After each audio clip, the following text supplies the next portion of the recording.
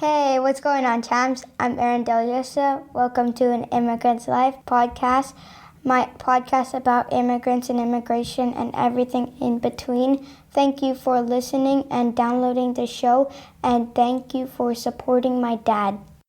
Last week of February, and I want to finish strong to close out Black History Month, so I invited an amazing digital artist that embodies Black excellence.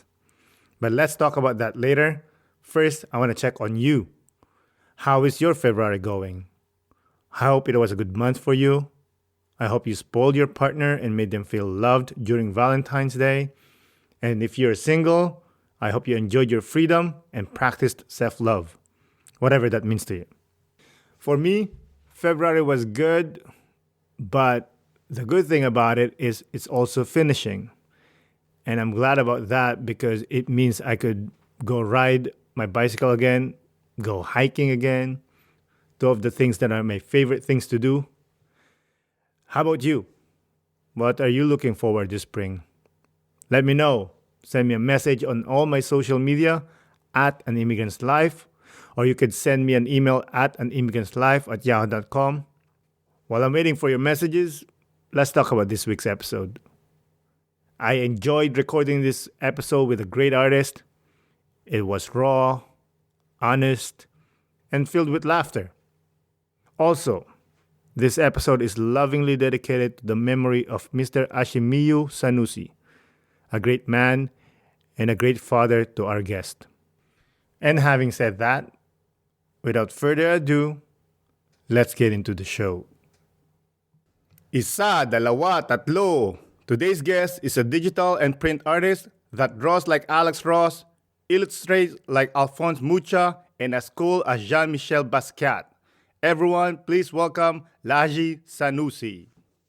Thank you. Thank you for such a wonderful introduction.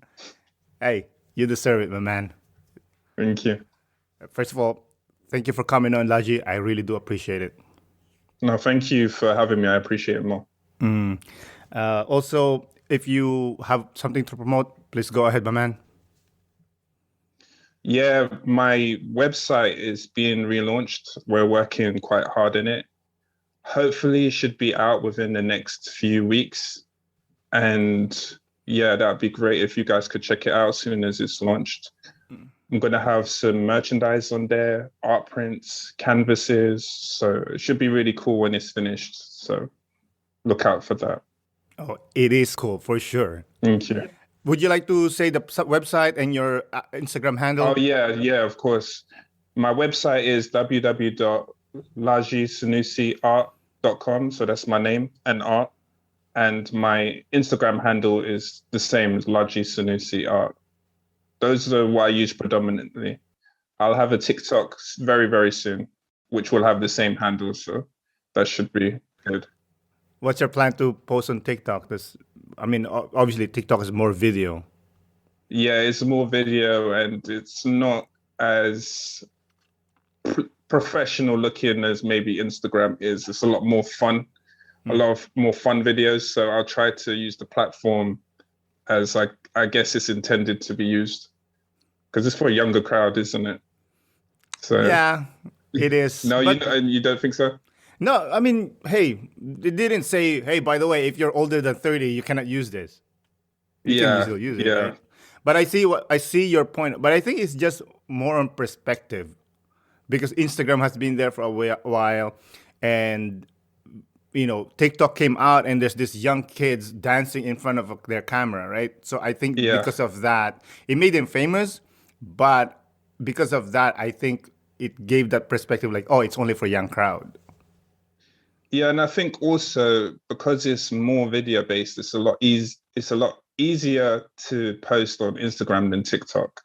With TikTok, because it's video and you want to make it interesting, you might need to put a bit more thought. Whereas with Instagram, I could just post my image of my art, and then that's it. So yeah, I'm just figuring it out. Yeah, I still haven't crossed that TikTok gap, because I'm not good looking as you, so I won't post videos. I don't, I do post like snippets of the podcast and the picture of the guest, but other than that, I don't really do anything. I don't know. It's not my thing yet, but for sure with you, it's gonna work, especially like time lapse. Yeah, time lapses would be good on there. Time lapses and a lot of behind the scenes footage, how I work, maybe. Yeah, exactly. So let's get to know you, Laji, the person. Based on my reliable method of 5-minute Google research, your family name means the one that comes from Senus, which is a region in Libya. But you told me your parents didn't come from Libya, but where were they originally from? So both of my parents are originally from Nigeria. My dad more from the city side and my mum from more the countryside. And they moved to the UK, England to be exact, in the 60s. Oh, wow. 60s. That's like, Yeah, long time ago. I was oh, actually speaking to my mum about it this morning. Like the 60s must have been so different now, like then compared to now, you know. So it's just, I can't even imagine it. did you tell you any experiences? Like, how were they received? How was like the relationship between races? Yeah, well, the first thing she said was like things were a lot cheaper. Bread was like 10 pence, and yeah, definitely like racism was, of course, much more prominent back then. Yeah. You know, it still exists to this day, of course, but back in the 60s, you can only imagine what it was like, and especially not knowing the language as well. I, you're bound to feel even more like an outsider, you know. So I can only imagine. Yeah. Were they married before they moved? Well, they had separate partners Oh, at the okay. time of moving to this country, and they met here. They met at Mm. work in, I think it was, it's, I don't know, I think it still exists. It's called Walls Ice Cream. I don't know if you've ever heard of it. No. They met at a factory. Mm. They met at a factory there when my dad was the trade union representative. And yeah, yeah, they met there in England, Mm. London, England. Okay. So they moved with their own partners, and then they met. Yeah, yeah, Okay. they separated. They had a couple of children with their previous partners, Mm. separated, and met at the factory in London. How many siblings do you have, if you don't mind me asking? Oh, now because a, a, a few of them have sadly passed. Oh, sorry to hear that. There's me, thank you. Me, my younger brother, my older sister, and I've got three other older brothers. Mom and dad got busy. Yeah, yeah. It's okay. You guys are Nigerians. You guys are like the superhumans anyway. Yeah, that's nothing. You know, you already know. That's nothing compared to some of my uncles and back home. You guys are the most dangerous people because you guys are smart. You guys are beautiful. You guys are talented. Like, yo, enough. It's our turn, okay? Because you guys are killing it, Thank you, thank you. Yeah, you know? So, are you close to the Nigerian culture? yeah, yeah. Yes, I am.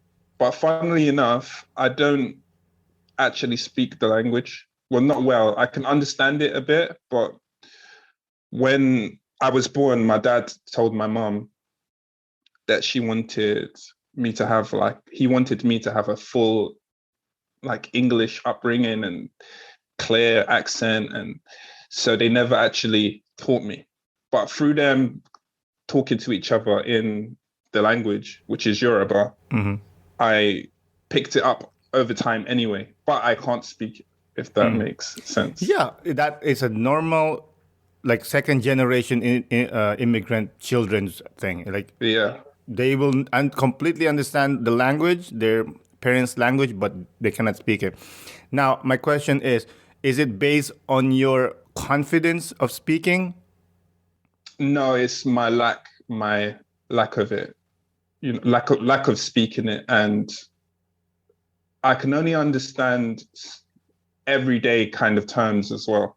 So if they were to say, you know, can you go grab me I don't know, a knife from the kitchen, I could understand that. But if they were to say something that they don't use every day, like I don't know, Neil Armstrong is flying to the moon, I wouldn't know because they don't say it. It's only the common words. So maybe the common stuff I could pick up on and I could pronounce it. But yeah, I just stick to my my language. So good. Do you feel regret for not learning it? Yeah. Yes, I do. And it's funny you say that as well, because I was thinking to teach myself, or learn from her, my mum. And yeah, I would like to learn more and speak more, Yeah, because I've spoken to a lot of kids that are second generation immigrants, and they will always say that. They always say, "Oh, I wish I learned the language." Yeah, I understand like what my dad intended for me and my little brother, because it was the same for him also. I understand why he did it, but I would prefer to speak it also and understand it fully. Yeah. I mean, same here too with my kids. Well, my wife is Canadian, so I can't really speak to her. And I try to speak to them, to my kids, my Filipino language or Tagalog, as they say. It's not sticking. My youngest, yeah, he kind of picked it up a little bit, but not really. And then my plan was to send them and be close to my parents, to the grandma and grandpa, right? And then they start speaking English to them. I'm like, no, you need to speak to them in Tagalog so they'll know. And then sometimes they'll speak to them in Tagalog, and then they'll say, how come you don't understand Tagalog? I'm like, because you'd never teach them. Yeah, I understand that. And it's like you don't want some of the culture to be lost upon your children as well. So you would like them to retain the language. So I definitely get it. Yeah, I mean, I decorate my house with Filipino art and everything else, but Yeah. to be honest, I feel like they're proud to be Filipinos because when they play video games or whatever, if there's like a Filipino flag, they always get it. They always get it. Yeah, definitely important. Yeah, like if they're doing art at school, they'll draw the flag or something else like that. Yeah, it's a beautiful thing, I think. Them being in a different country but still retaining the culture, they have to know where they come from. Mm-hmm. Have you been to Nigeria? Yeah, I've even been by myself. I stayed with my auntie once. She doesn't speak a word of English. so, so that was interesting. Wait, Nigerians are very educated. Yeah, yes, they are. But this one auntie, God bless her soul, because she's not here anymore. Cool. She never learned English, so she would only speak in Yoruba, and I can only speak in English. So we had to figure it out. But yeah, I've been a few times. It's been some years now since I've been back home. And with all what's going on with COVID and restrictions and stuff and getting into the country, I'm not too sure when I'll go back, but I'm hoping it'll be sometime soon. Mm-hmm. How old were you when you went back by yourself? The last time I went, I was probably early 20s, I think. Okay. Was that your decision or your parents' decision? What, that I haven't been back in so long? To visit by yourself. Because sometimes, African parents and Filipino parents, they will send their kids back home to be like, Nigerian again. Yeah. I know what you mean. That wasn't the case for me. In fact, it was the opposite.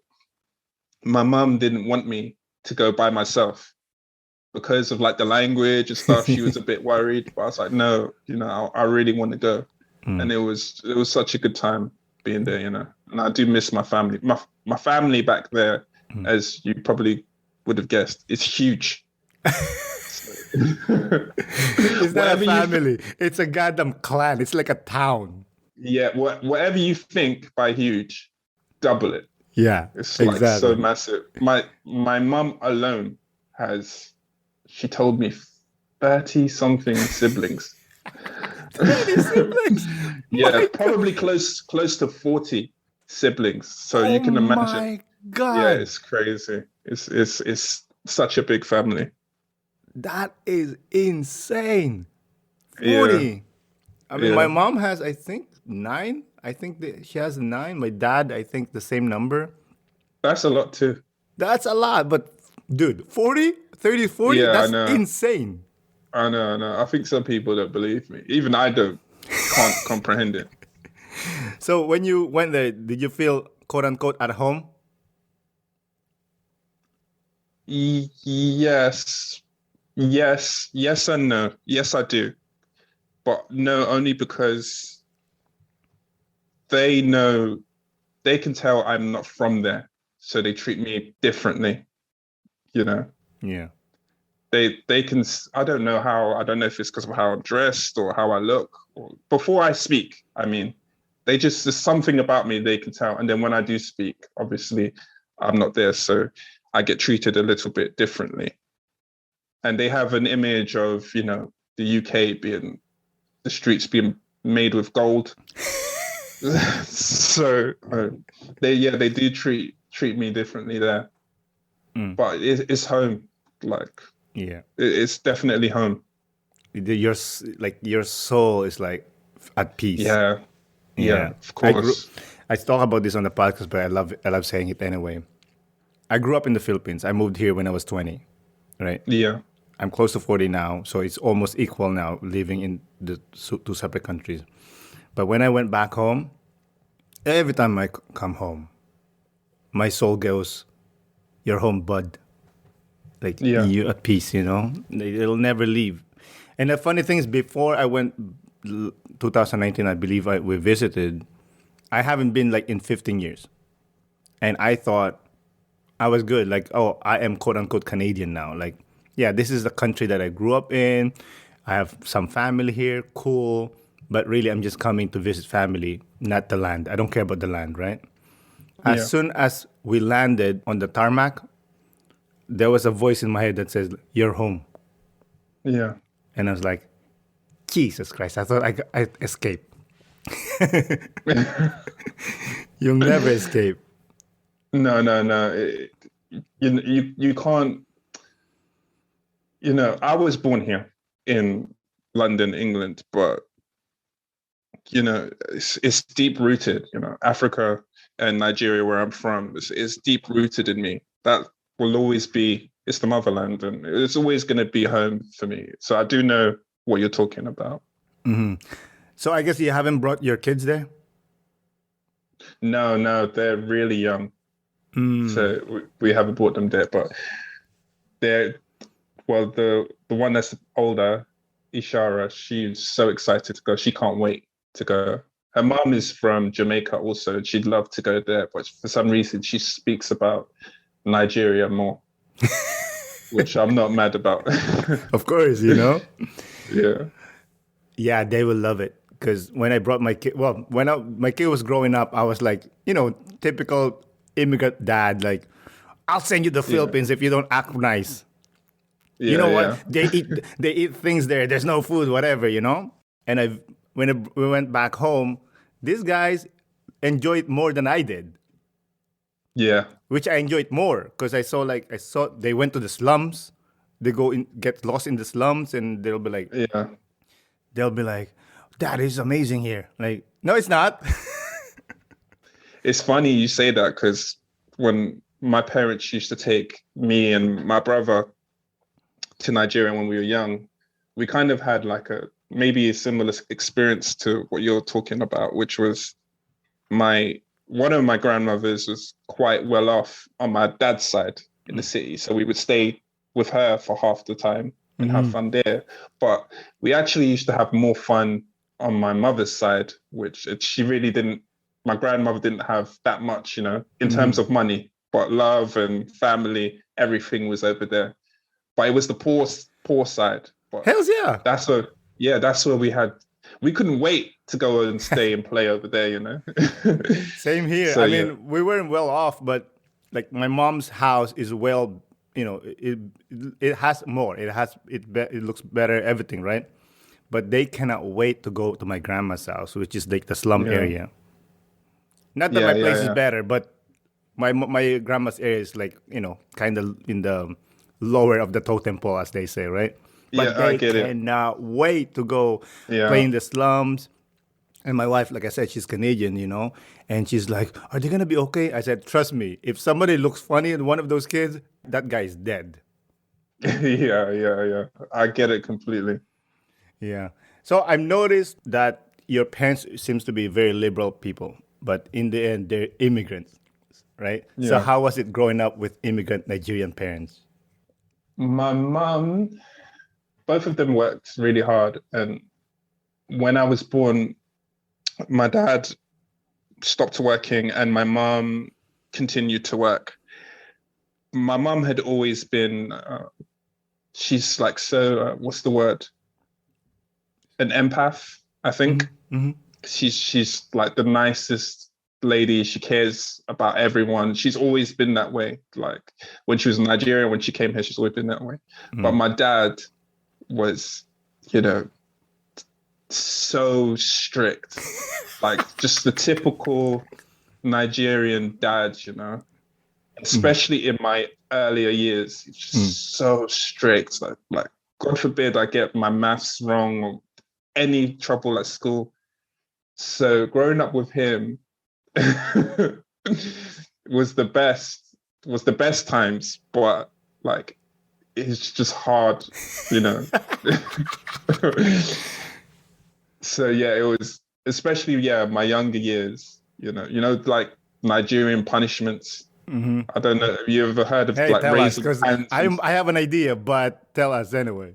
Yeah, he used to make us raise our hands, like, this day and age, you can't really get away with it. But back then, if we were naughty, we'd get beats first, and then we'd have to we'd have to raise our hands, which was even worse because you got your hands up in the air for goodness knows how long, and you'd have to wait till he goes to the toilet before like you could put your arms down and stuff. But yeah, it was hard. It was hard like during my earlier years, and then as he became even more accustomed to life in this country, like years and years and years, he became more like mellow and more relaxed and stuff he cared about back then he didn't really care about as we got older. So Yeah, I think that happens to most of immigrants because they still in this like survival mode in the few years. Because I know for a fact for me it happens. Like my mind was still, yes, I was in Canada, but in my head it's like I still need to fight. yeah, I need to survive. I need to show these people that I am capable. yeah, I think it's the same thing.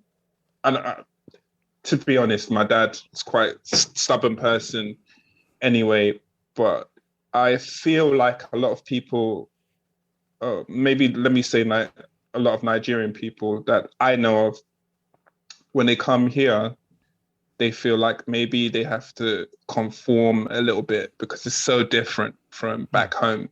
Back home is more, people tend to be more challenging, and if something happens, they've got to say it. Whereas over here in London, people more keep to themselves, like Passive aggressive. yeah. So I think maybe it took him a little bit longer to adjust. Whereas my mum, she was already chilled anyway, so she just slipped right in. She has the So, superpowers. yeah. So I think that's what it was. That's beautiful, man. Anyways, we're talking about your dad, and I think we spoke about this offline that he just recently passed. Yeah, my dad, early 2020, which I'm sure was a crazy year for so many people, not just my family, but he got sick and out of nowhere, like he was, able-bodied, everything was fine, but he strangely got sick, and for the next maybe 8 or 9 months or so, my brother my mother and myself looked after him. And, he just constantly going to the hospital, coming back, trying to take care of him. He lost the ability to walk. And, sadly, he passed away at the end of the year. And, it's extremely difficult. Like, even now, to be honest with you, it's a process, a healing process. But I think once I really realized that I wasn't okay, that I felt more okay, that I could deal with it a bit better. Because I think initially I wasn't okay and I was pretending maybe that I was okay with it. Me and my dad really close, like really, really, really close. So it is difficult. I've lost many people before, but this one was different, as maybe you can imagine. I don't know if you've lost anyone really, really close to you. Yeah, I mean, when I was younger, I've lost one of my closest cousin. But recently, which is 2021, my grandma, who raised me from I was like little, she passed away recently too. Yeah, sorry to hear that. Yeah, thank you. I mean, it's hard, but this might sound weird, but she was sick for a long time. She was bedridden. I felt like, for me, I prepared myself that it's gonna happen because she's old, and I don't want her to suffer. Yeah. But for you, it's a different situation because this Superman of a dad is just like strong as a tree, and then suddenly fell ill. Yeah, and I think that's what it was. That he was okay, and even the doctors couldn't believe like how he could deteriorate so quickly, and they couldn't quite figure out why he was getting sick. But I just think that I'm happy that I made him proud, that he was so proud of me. He loved me. I love him, and I just want to continue his legacy going. Just speak good about him, and I'm just thankful for him and having opportunities like this to actually speak about him. So it just continues on. Of course, I mean, he's one of the subject that I wanted to talk about with you actually, And because the importance of dads being there for their kids is so important. There's a few years ago I read about a study about the importance of dad being alive in their kids. It's so integral. Obviously, moms are just the badasses. Like they are supposed to be there. I mean, they're there. They're the best. But the importance of dad is there. Because moms are at least most moms, they will show you the warmth, the love, the support, right? But the dad's the ones that are gonna challenge you. He's gonna teach you about math, and if you mess up, he's gonna ask you to raise your hands. Yeah, yeah, exactly. And I think also, I think you're 100% right. And I think I was raised in an area which is like quite known for being a bad area in terms of like crime, stuff like that. Surprise. Yeah, and I think if I didn't have him to be as strict as he was, I could have, fallen into that category. Don't get me wrong, I had many friends that, may have done bad things, but I never really went down that lane. And I think it's a lot due to him, keep trying to keep us safe, trying to get us to do the right things and scaring us from doing bad things. Immigrant parents are the best with that. There is no doubt. Yeah. You wouldn't even dare, like, oh goodness gracious. For sure. Yeah, so I think that's what it was. He was a big factor in me being who I am today. That's beautiful. What do you miss about him the most? I miss laughing. Him making me laugh. He was really, really funny, but funny, not in a like telling a joke way. Just he was like. Have you ever heard of Carry On movies? Carry No, On what is films. that? They're really English. It's a silly type of humor, like a slapstick kind of humor. Oh, He like was Benny Hill? kind of, yeah, it's like silly. He reminded me of like a Carry On character. Like not just I can't even explain the humor, but He's situational funny. yeah, yeah, without trying to be. Yeah, I they're just miss funny. I miss us laughing.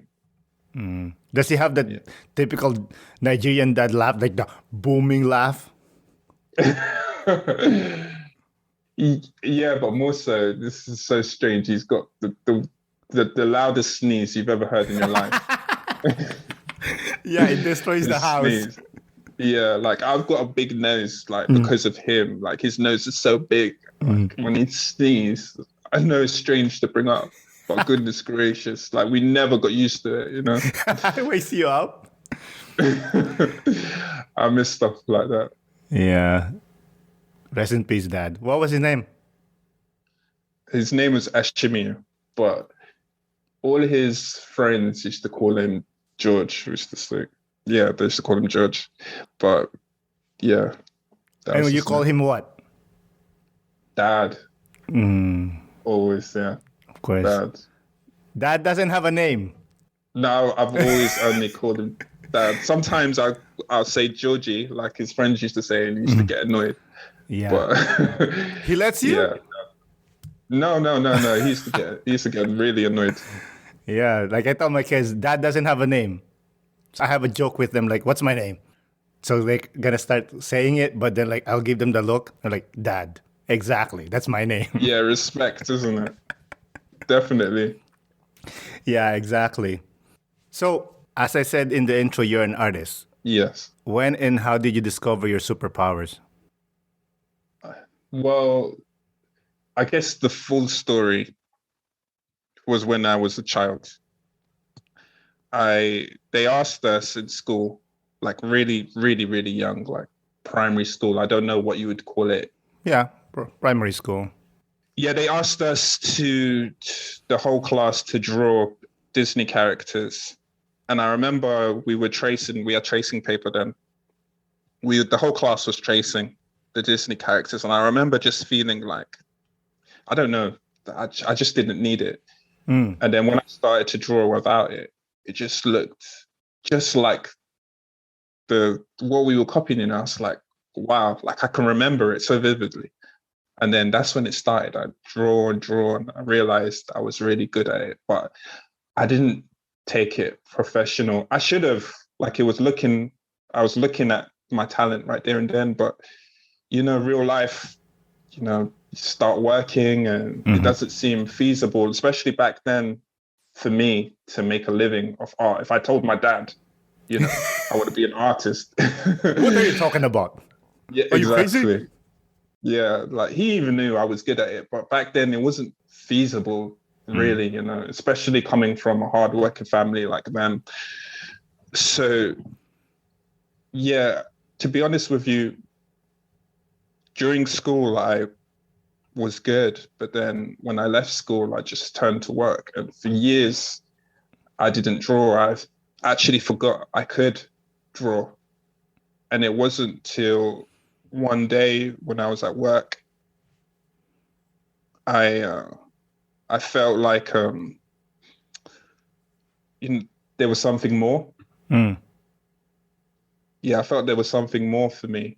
And I'd come to a kind of a crossroads because I was about to be promoted. I was considered a strong possibility of a promotion at a store.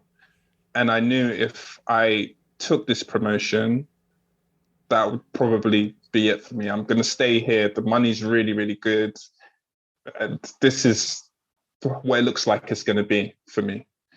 Or do I take a leap of faith and pursue my, what I was good at, my childhood dream of, creating art. So I took the leap and I started becoming, I became a professional artist since I left my job, which was about 4 years ago. Congratulations. Thank you. It's definitely been hard, but it's slowly but surely, like I always say. Yeah. You had kids by then when you made this decision? Yes, just before. No, not just before. I think my daughter was 2. My daughter was 2, so you can imagine it's quite a big decision, Props to you, man. Holy crap. Of course, like a lot of conversations with my partner, and yeah, if I didn't have talent, or she could see the talent, it might have been a bit difficult to, but she could see that I have something there, and she believes in me. And yeah, I just decided to go for it, because if I didn't, I really wouldn't be happy, Yeah. to be honest with you. You'll be dead inside. Yeah. I did enjoy the job, but there were times, for instance, I used to work early in the morning, and in the morning shift, we'd spend the first couple of hours outside. I used to work with a pallet truck. This is before my promotion. I used to work with a pump truck. So we'd be out in the cold, me and my work colleague, and I'd always see other people coming towards work. Down the back road where we worked was these offices. How can I describe it? I'm not too sure what the profession was, whether it was advertising, professional jobs. I'd always see them coming to work dressed smart, the suits and like nice dresses, heels and stuff. Whereas I'd be pumping away, like just looking at them, like imagining, oh, how nice would it be to go to work, doing something really professional, So I just got tired of like imagining, so I took the leap. But you didn't work in an office. You started to create your own art. Yeah. And that's how like at the moment I'm working with digital art, but that's kind of how I stumbled into digital art, really. Because in the beginning, I was doing a lot of traditional stuff, but because I wanted to get myself out there and do pop-ups, and the digital stuff was a lot easier for me, a lot less expensive. You can imagine, like in the beginning of your art career, it's paintbrushes, canvases, they're really expensive, So I turned to digital art, and it was a lot less cost effective. So that's been a route that I'm currently going down. Did you not go to school for art, or did you really take something else? No, I'm self-taught. I took a class once years ago for like a few weeks, which was kind of beneficial. I wish I had gone to art class, art school, I should say. I can only imagine, what my art would be like now, but I'm self-taught. I'm learning as I go. It won't be as good. I can tell you right now.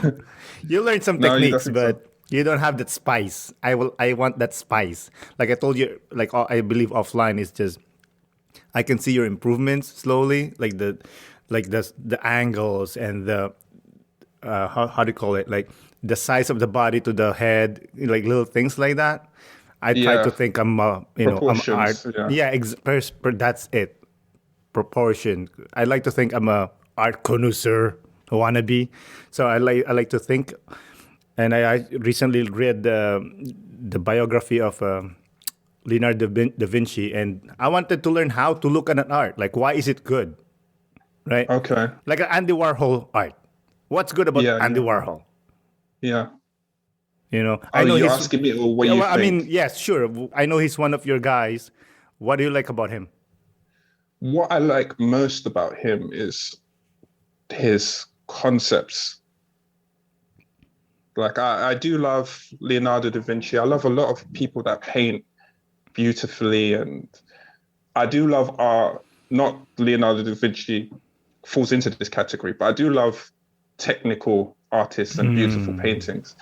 But I do love artists like Basquiat or Andy Warhol or Banksy, where Mm. there's concept. Mm-hmm.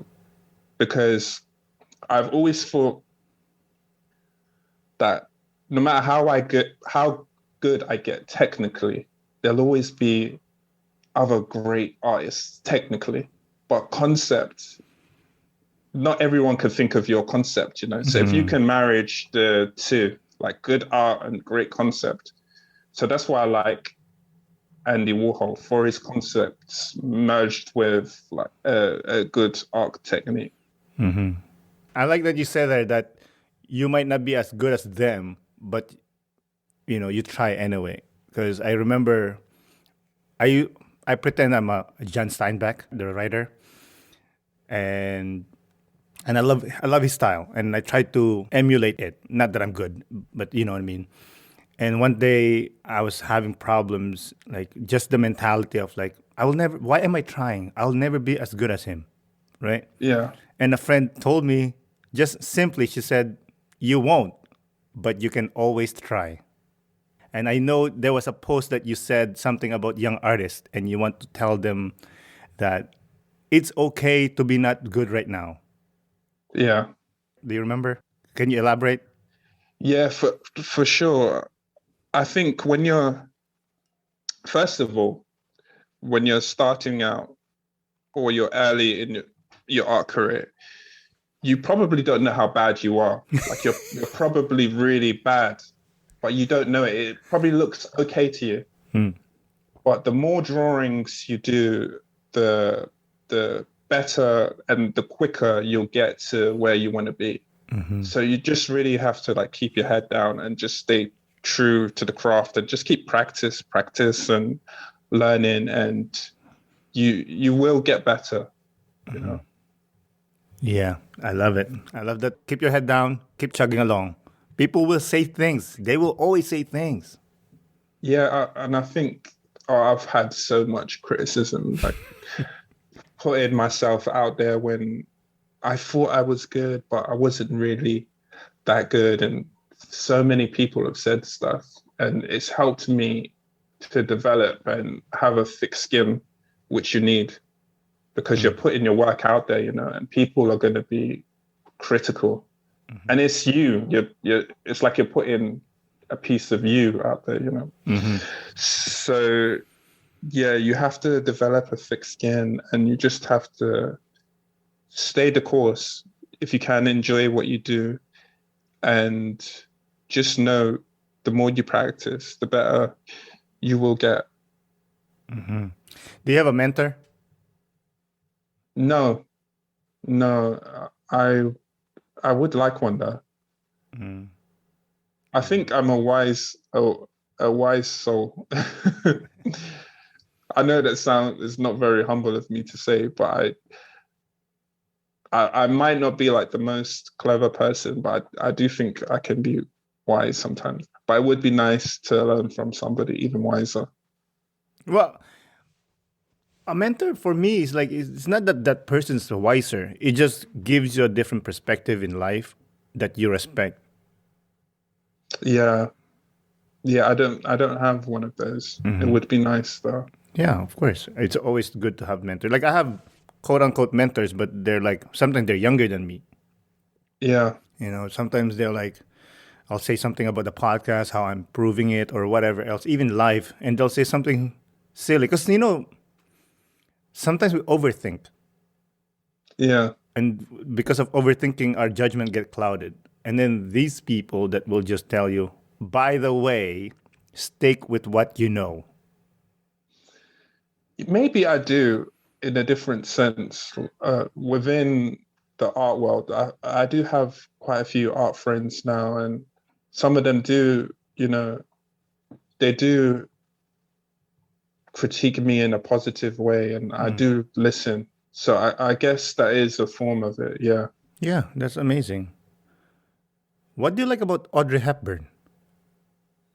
Audrey Hepburn, I love that period, Okay. that noir period, and she's classic. And early on, when I was doing pop-ups and stuff, I was trying to cater to, I was doing more pop art style, and I was trying to cater to that demographic, that Audrey Hepburn, Marilyn Monroe crowd, and appeal to them. Whereas now, so I've maybe strayed more towards cultural pieces for people that look like myself, that are Black, and have more representation for us. But Yeah. I do still love Audrey Hepburn and that era. Yeah, that's one thing I love about Instagram is the evolution of your art. Like you said, the concept, the idea. You start with Audrey Hepburn, Marilyn Monroe, and then it turns to like, oh, I don't know, Martin Luther King or like some artist, and I love it. Thank you. And it goes back to like what we were saying about when you're younger, it's just a lot of learning. And if it just turns that way when you practice, and you start to find what you like, what you don't like. You retain some stuff and you lose some stuff. And I think with Instagram, it's really good because you can put your work out there and you can get feedback, you can make connections, and you can just, be inspired by other artists also. And, you can maybe learn more so what you like and what you don't like. Yeah. You mentioned this earlier, but I want to ask anyway. Are you conscious on representing your ethnicity in your everyday life and your art? Yes. Yeah, definitely. When I was younger, I really didn't see much Black art, to be honest with you. And even when I would create art myself, most of the references I had, I'm older. So when I was younger, we did have the internet, but it's nothing near what it is today. So most of my references came from magazines and stuff like that. And most of the magazines and newspapers and stuff I used to collect for references, there was hardly any Black people in them. So I do think by creating Black art now, it's really important for people to see, more people like me to see representation of us, and positive representation as well. Yeah, exactly. Is it harder to draw dark skin to light skin? That's a good question. For me personally, no, it's no difference. It's more challenging if you asked me about hair, drawing blonde hair or black hair. Okay. That's very, very different for me personally, but no, really makes no difference. Which one's harder, the black hair or the blonde hair? The blonde hair, the Really? black hair, yeah, the black hair, I could just Swirl. black and then white highlights. Okay. Whereas the blonde hairs, like more tones and values, and so it's more difficult. So you practice, and through practice you improve. But do you also read books to improve your techniques? I used to. Okay. Yeah, I used to. There's a really, really good, every really good artist will tell you, Andrew Loomis. He's got really good books for you to learn how to draw like the body, and this stuff's amazing. I used to look at his stuff and YouTube videos, but less now.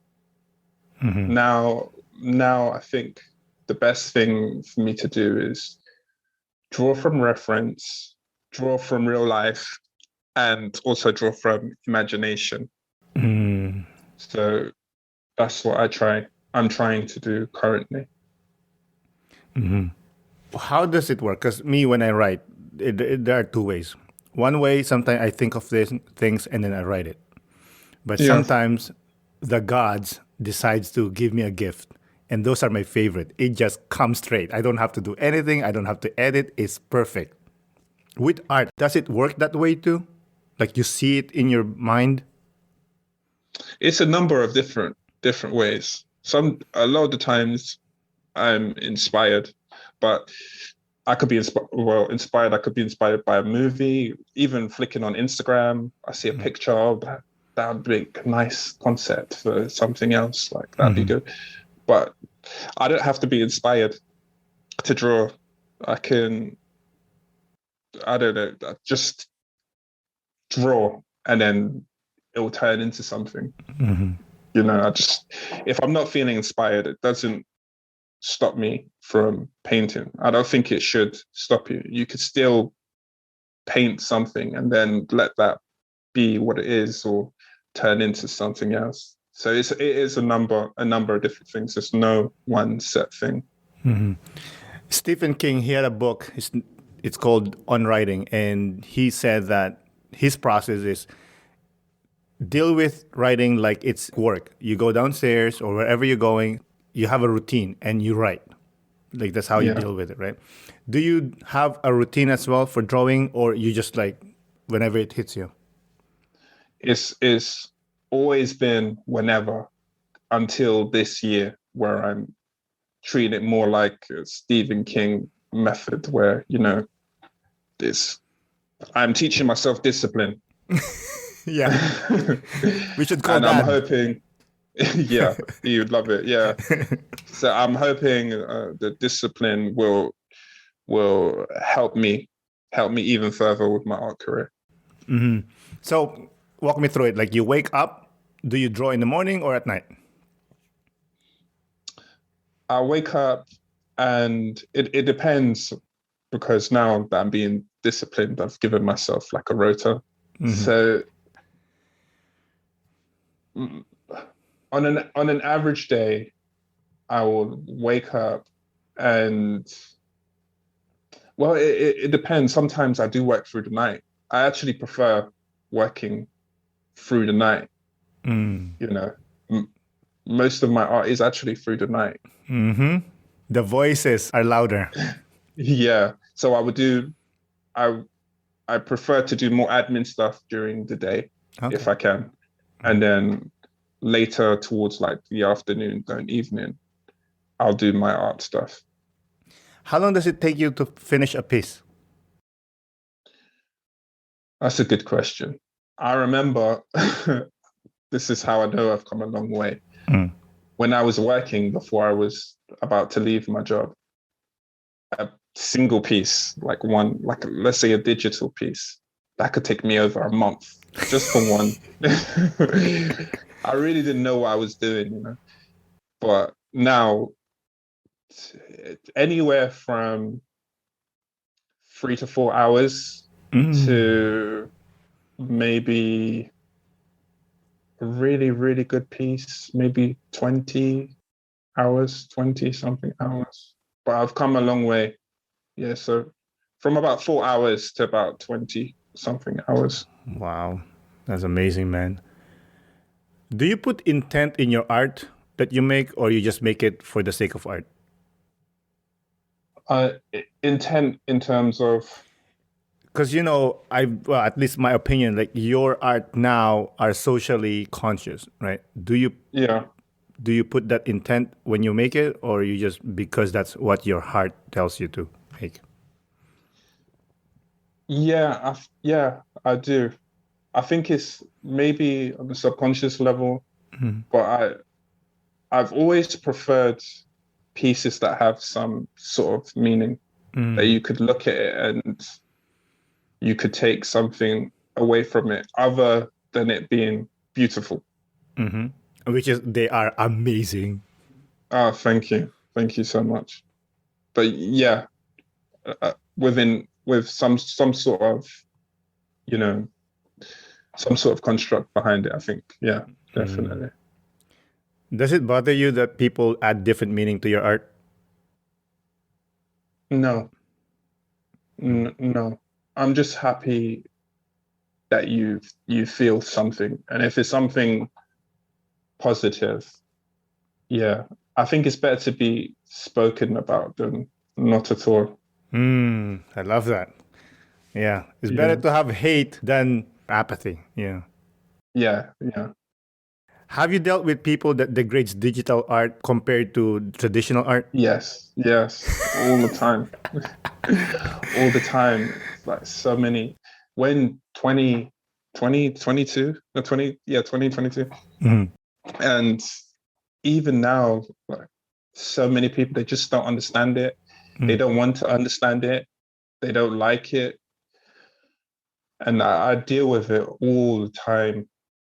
Like some people and that's what's so good. Like whether, you understand NFTs or you don't understand it, you like it or you don't. But that's is what's good about NFTs, that it does give a chance for artists that work with the digital medium that exposure and the value that you could get from a digital piece, that it is actually worth something. Because before, when I would do pop-ups, there'd be so many people that tell me like, traditional is the way to go, that this digital stuff, it's not traditional and it's never going to be valuable like traditional. Whereas now you can clearly see that there's people out there, whether you like it or not, that are making a lot of money from their digital work. But I think it stems from technology, new technology and people that understand it. So that's why a lot of them have so much bad things to say about digital art. Yeah. Literally, a lady wanted to buy one of my pieces and she found out it was digital. And she was like, "Oh, I'm not interested in copy art." That's what she called it. She didn't call it digital. Said copy art. And I wanted to correct her, but I just left it. But it's not copy art. And I don't think they realize how it's made, that you do need some form of skill. I'll be the first to say that I think traditional art is way harder. Way, way harder. I've been a traditional artist for most of my life. And for me, it's way harder. The harder aspect of digital art is the technology, like understanding the technology and how to use the technology efficiently. So I do find it traditional to be harder, but that doesn't mean there's no skill used in digital. I don't tell a computer or my iPad to draw for me. I gotta do it myself. Yeah. I wish I could do that too. Like draw Martin Luther King sitting down with a coffee in his hand. and the, Yeah, and I kid you not, I do think a lot of people think that it's that way. And no. no, and we were talking about time lapses before. When people show their time lapses and the digital stuff, it just makes it seem like hyper fast, it's just quick, easy, just I don't know. But yeah. They don't understand the process. That's what it is. Like they don't understand how much hard work that comes with it. Yeah. And also like, traditional art has been there for centuries, we're in new technology with digital. And I think Gary Vee, if you've heard of him, he said something quite profound in that anything you didn't grow up with as a child, you later become, almost against. So if most people never grew up with digital art, they wouldn't understand it and Yeah. look down upon it. That Maybe. makes sense because like music, Yeah. like I don't know if your dad, but my dad was like, when I started listening to hip hop, he's like, what is this nonsense? Yeah, exactly.